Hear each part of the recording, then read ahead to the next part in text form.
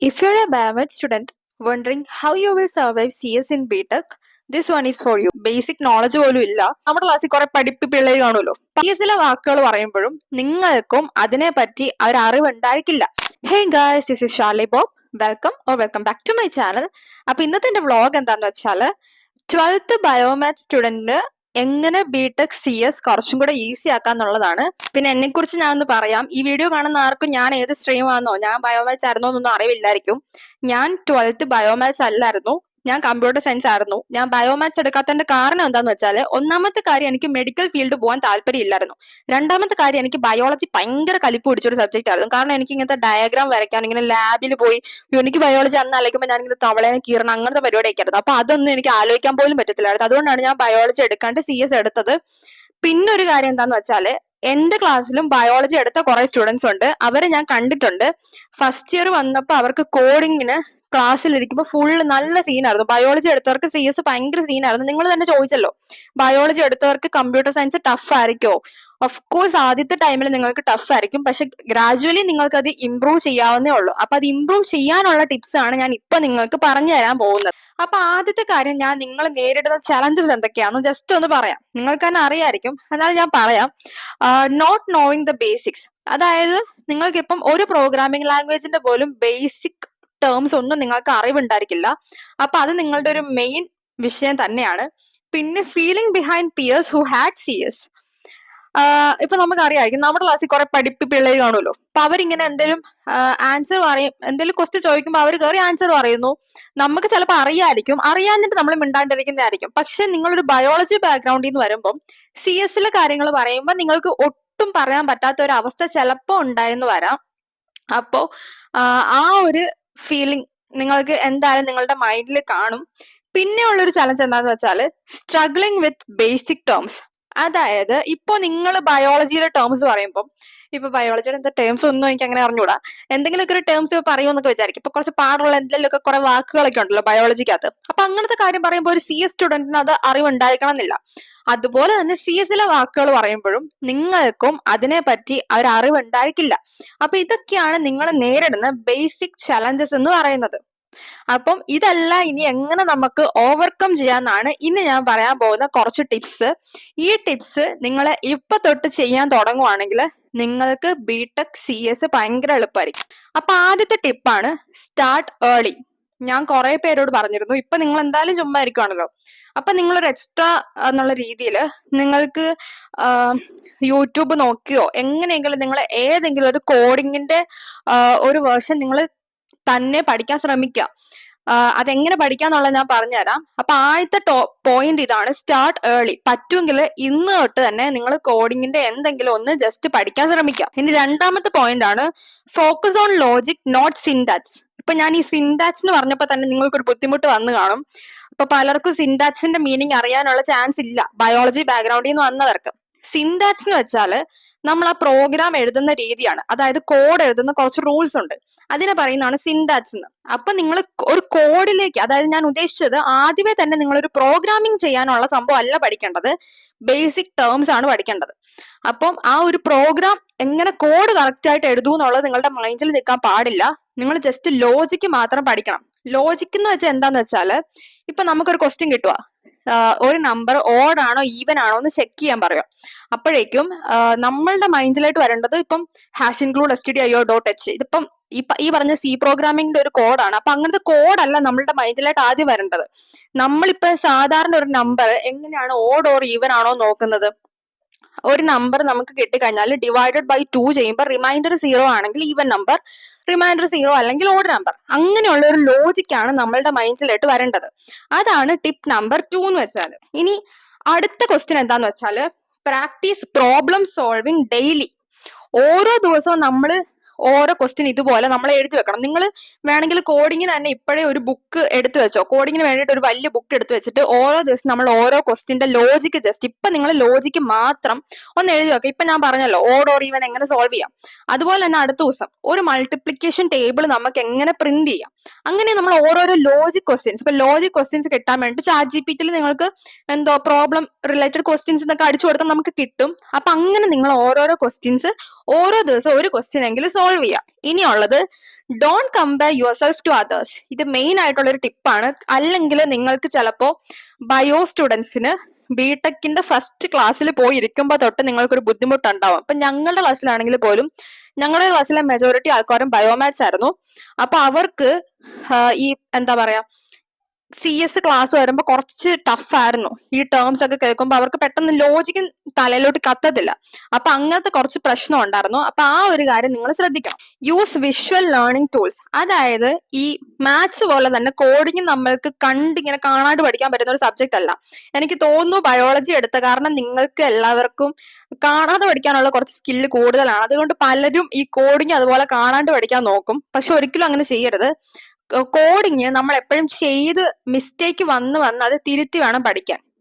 ഇത് മിസ്റ്റേക്ക് വരുന്നത് വളരെ നല്ലതാണ്. അപ്പൊ നമുക്ക് ഡീബഗിങ് എന്ന് വെച്ചാൽ എറർ കറക്റ്റ് ചെയ്യാന്നുള്ളതാണ് മീനിങ്. അപ്പൊ നമുക്ക് എറർ കറക്റ്റ് ചെയ്യാനുള്ള ഈ ഡീബഗിങ് എന്നുള്ള ഒരു ഫീൽഡ് തന്നെ ഉണ്ട് കേട്ടോ CS കാർക്ക്. ഇപ്പൊ ഡീബഗിങ് ജോലി നോക്കുന്നവർക്ക് അങ്ങനെ പോകാൻ പറ്റും. അപ്പം മിസ്റ്റേക്ക് വരുന്നത് എപ്പോഴും നല്ലതാണ്.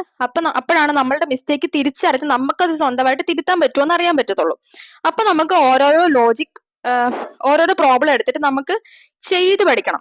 ഇപ്പൊ ചെയ്ത് പഠിക്കാനുള്ള കുറെ പ്ലാറ്റ്ഫോംസ് ഉണ്ട്. ഇപ്പൊ C പ്രോഗ്രാമിംഗ് ആണെങ്കിൽ ഒരെണ്ണമാണ്, പൈത്തൺ ആണെങ്കിൽ വേറെയാണ്.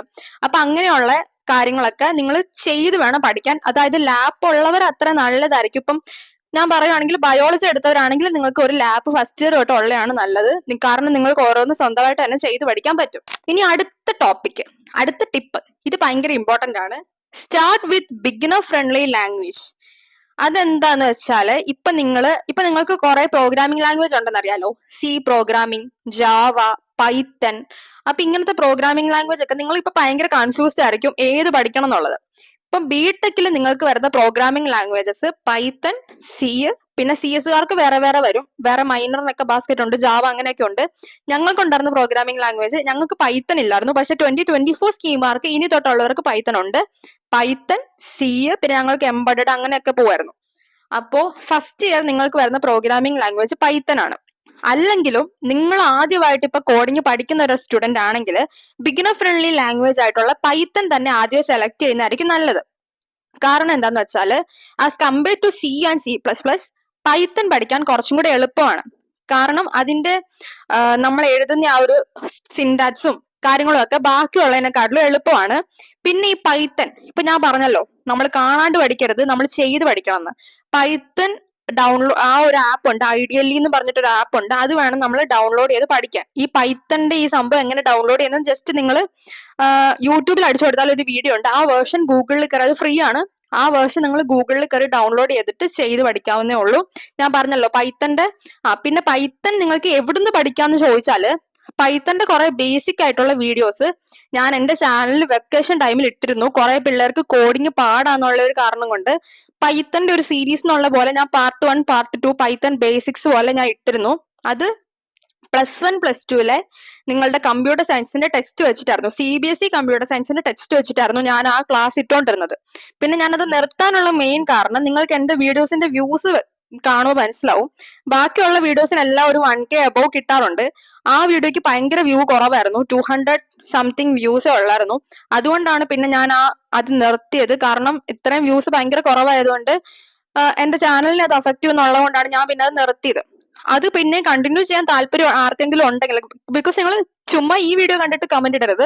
ജസ്റ്റ് അത് കണ്ടു നോക്കിയിട്ട് യൂസ്ഫുൾ ആണെന്ന് തോന്നുവാണെങ്കിൽ കമന്റ് ചെയ്യുവാണെങ്കിൽ ഞാൻ പിന്നെയും പൈത്തന്റെ ബേസിക്സ് തന്നെ കുറച്ച് നാളൂടെ കണ്ടിന്യൂ ചെയ്യാൻ എനിക്ക് കുഴപ്പമില്ല.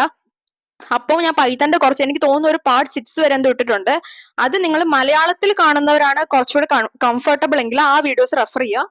അല്ലെങ്കിൽ വേറെ കുറച്ച് യൂട്യൂബ് ചാനൽസ് ഉണ്ട്. ആ യൂട്യൂബ് ചാനലിന്റെ പേര് ഞാൻ നിങ്ങളുടെ ഈ കമന്റ് ബോക്സിന്റെ അടിയിൽ ഒന്ന് പിൻ ചെയ്ത് വെച്ചേക്കാം. അതും കൂടെ നിങ്ങൾ ഈ വീഡിയോ കഴിയുമ്പോൾ ഒന്ന് കണ്ടു നോക്ക്, യൂസ്ഫുൾ ആയിരിക്കും. പൈത്തന്റെ എന്തോ ട്യൂട്ടോറിയൽ വീഡിയോസ് ഒക്കെ ഞാൻ കുറച്ച് കണ്ടിരുന്നു. അപ്പൊ ഞാനത് കമന്റ് ബോക്സിൽ എഴുതി ഇട്ടേക്കാം. Break it down 1 topic per day. അതായത് എല്ലാ കാര്യങ്ങളിലും കൂടെ നിങ്ങൾ ഒറ്റയടിക്ക് പഠിക്കാൻ ശ്രമിക്കരുത്. ഇപ്പൊ നിങ്ങൾക്ക് ബയോളജി പഠിച്ചപ്പോൾ തന്നെ മനസ്സിലാവും കുറെ ടേംസും കാര്യങ്ങളും എല്ലാം ഉണ്ട്. അതെല്ലാം കൂടി നിങ്ങൾ ഒരു ദിവസം പഠിച്ചാൽ എങ്ങനെ ഇരിക്കും? അതുപോലെ സെയിം തന്നെയാണ് CS. എന്റെ ഒരു അഭിപ്രായത്തിൽ നിങ്ങൾ ഒരു ടോപ്പിക്ക് മാത്രം ഒരു ദിവസം പഠിക്കുന്നതായിരിക്കും നല്ലത്. കാരണം അതിനെക്കുറിച്ച് നിങ്ങൾ നല്ലോണം അറിഞ്ഞിട്ട് തന്നെ പോകണം. പൈത്തന്റെ ബേസിക്സ് എന്താണെന്ന് ഞാൻ പറഞ്ഞല്ലോ, ഞാൻ വീഡിയോയ്ക്ക് അത് ഡയറക്റ്റ് പറഞ്ഞിട്ടുണ്ട്. അങ്ങനത്തെ കാര്യങ്ങൾ, നമ്പേഴ്സ് എന്താണ്, ആൽഫബറ്റ്സ് എല്ലാം അത്രയ്ക്ക് ഡീറ്റെയിൽ ആയിട്ട് ഉള്ള ചെറിയ ചെറിയ ബേസിക്സ് നിങ്ങൾ പഠിച്ച് തന്നെ വേണം പോവാൻ. അപ്പൊ ഒരു ദിവസം ഒരു ടോപ്പിക്ക് മാത്രം വെച്ച് പഠിക്കാൻ ശ്രമിക്കുക. Practice greater than memorise. അതായത് ഞാൻ നേരത്തെ പറഞ്ഞത് തന്നെ, നിങ്ങൾ കാണാണ്ട് പഠിക്കുന്നതിനെക്കാട്ടിലും കുറച്ചും കൂടെ എഫക്റ്റീവ് ആയിട്ടുള്ള മെത്തേഡ് പ്രാക്ടീസ് ചെയ്ത് പഠിക്കുന്നതാണ്.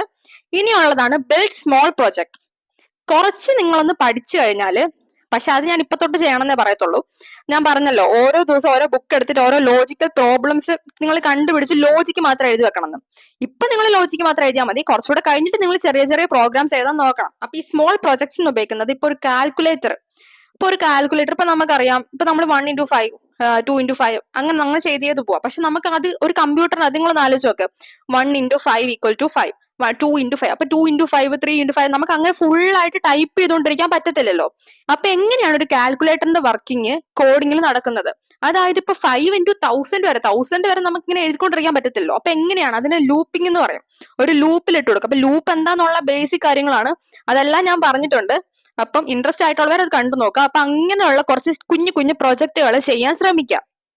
ഇനിയുള്ള കാര്യം, ലേൺ ഇൻ യുവർ ലാംഗ്വേജ്. അതായത് ഞാൻ പറയുവാണെങ്കിൽ നിങ്ങളുടെ ലാംഗ്വേജിൽ തന്നെ നിങ്ങൾ കേട്ട് പഠിക്കുന്നതായിരിക്കും കുറച്ചും കൂടെ നല്ലത്. അതായത് മലയാളത്തിൽ തന്നെ നിങ്ങൾ പഠിക്കുന്നതായിരിക്കും നിങ്ങൾക്ക് കുറച്ചും കൂടെ കംഫർട്ടബിൾ. ഇനിയുള്ള ഒരു കാര്യം എന്താന്ന് വെച്ചാൽ, നിങ്ങളുടെ 12th CS ബുക്ക്, നിങ്ങളുടെ തന്നെ ക്ലാസ്മേറ്റ്സ് വേറെ ബ്രാഞ്ചസിൽ ഉണ്ടെങ്കിൽ ആ CS ബുക്ക് ഒന്ന് വാങ്ങി വെക്കുന്നത് നല്ലതായിരിക്കും.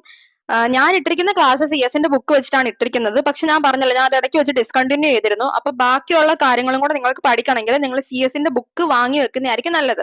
പിന്നെ സ്റ്റഡി ഇൻ ഗ്രൂപ്പ്സ്. നിങ്ങൾക്ക് കമ്പ്യൂട്ടർ സയൻസിൽ ഫ്രണ്ട്സ് ഉണ്ടെങ്കിൽ നിങ്ങൾ ഗ്രൂപ്പായിട്ട് പഠിക്കുന്നത് നല്ലതായിരിക്കും. പിന്നെ 30 minutes പെർ ഡേ, 30 minutes എങ്കിലും ഒരു ദിവസം നിങ്ങൾ ഈ കോഡിങ്ങിന് വേണ്ടിയിട്ട് ജസ്റ്റ് ഒന്ന് മാറ്റി വെക്കുക. അതായത് ബയോളജി ഉള്ളവർ ഇത്രയും മുന്നേ തന്നെ നിങ്ങൾ പഠിച്ച് പോവുക. Progress slowly but never stop.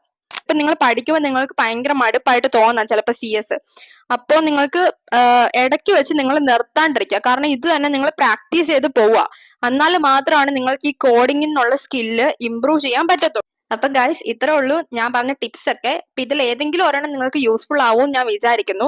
അപ്പൊ ഞാൻ കമന്റ് ബോക്സിൽ മറ്റേ ചാനലിന്റെ പേര് ഒന്ന് പിൻ ചെയ്ത് വെച്ചിരിക്കാം. പിന്നെ എന്റെ പൈത്തൺ സീരീസിന്റെ ലിങ്കും ഞാൻ ഡിസ്ക്രിപ്ഷൻ ബോക്സിൽ കൊടുത്തേക്കാം. നിങ്ങളെല്ലാം കണ്ടു നോക്കുക, ഏതാണ് കംഫർട്ടബിൾ എന്ന് പറയാ. ഇനി എന്തെങ്കിലും ഡൗട്ട്സ് ഇത് റിലേറ്റഡ് ആയിട്ടുണ്ടെങ്കിൽ കമന്റ് ചെയ്യാം, ഞാൻ എന്തായാലും റിപ്ലൈ ചെയ്യുന്നതായിരിക്കും. അപ്പൊ ഇന്നത്തെ എന്റെ വ്ളോഗ് ഇത്രേ ഉള്ളൂ. അപ്പൊ നിങ്ങൾക്ക് എന്റെ വീഡിയോസ് കാണാൻ ഇതുപോലെ ഇഷ്ടമുണ്ടെങ്കിൽ please to like, share and subscribe my YouTube channel guys, and keep supporting. By.